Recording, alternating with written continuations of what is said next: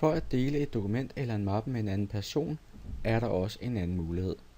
Jeg starter med at logge ind på Office 365 og klikke på mit OneDrive.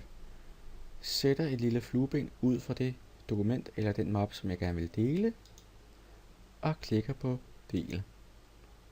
Derefter skriver det navn på den eller person, som jeg gerne vil dele med, inklusive alle de mellemnavne, eller blot Unilogin. Derefter vælger om vedkommende må redigere eller kun få vist dokumentet eller mappen. Hvis vedkommende må redigere i dokumentet eller mappen, så må vedkommende ændre i dokumentet, ændre i dokumenterne i mappen, oprette nye dokumenter eller slette i dokumenter i mappen. Hvorimod hvis han kun må få det vist, så kan han kun kigge i dokumenterne og ikke ændre på noget.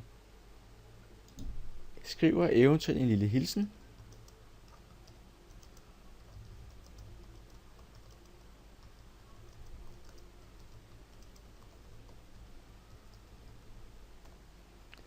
Og klikker Del.